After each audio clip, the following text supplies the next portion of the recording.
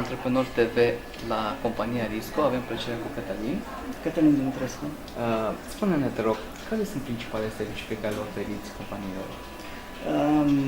Risco este un serviciu care se adresează în special companiilor. Avem o anumită gamă de servicii care, pe de o parte, evaluează riscul partenerilor cu care lucrezi, iar pe de altă parte avem servicii care permit dezvoltarea activității oricărei firme din România.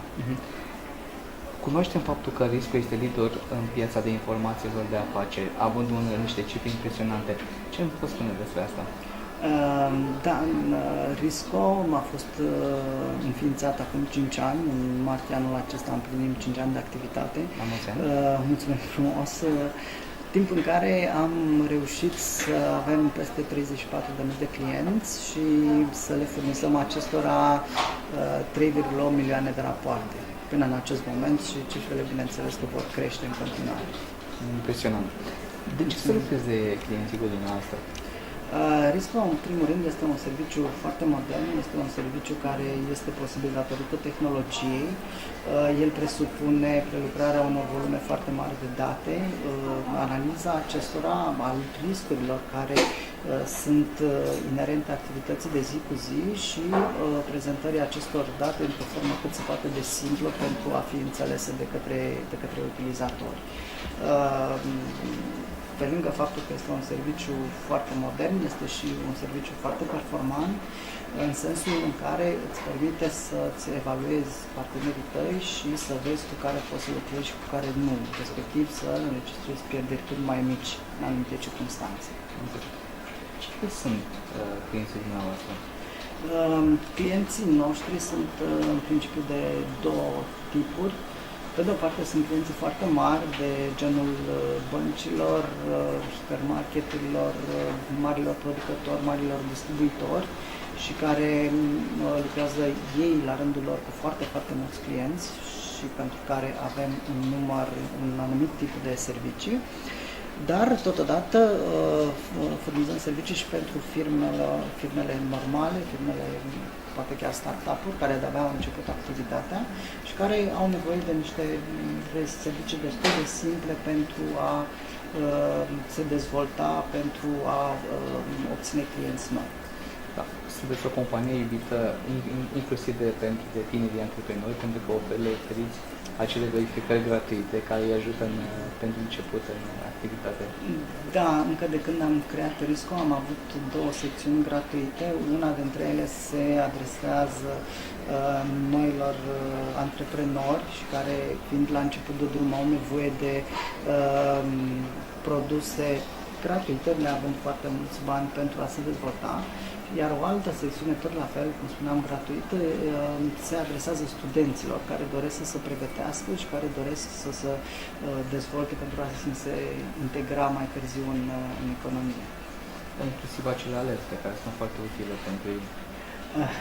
Da, sunt, din acest punct de vedere, pot spune despre serviciile noastre că cel mai utilizat serviciu este cel de rapoarte, și care îți permite să verifici orice firmă în mai puțin de un minut. Un alt serviciu, așa cum menționai tu, sunt alertele care îți permit să vezi sănătatea portofoliului tău, să vezi dacă cumva în decursul timpului, în luni de zile sau poate chiar ani de zile nu se întâmplă ceva cu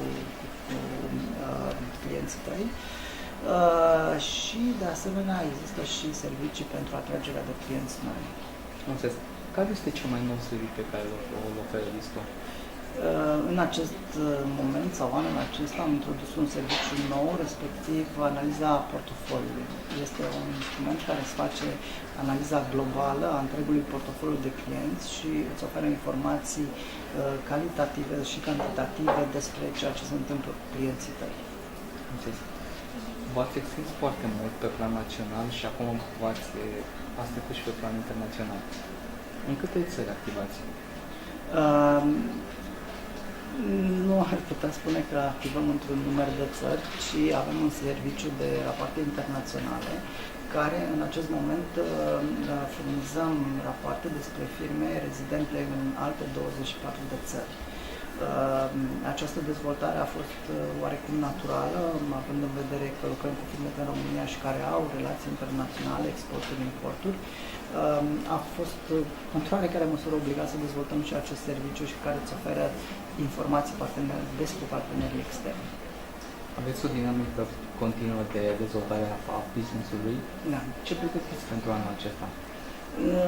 În acest moment se află în dezvoltare două servicii noi.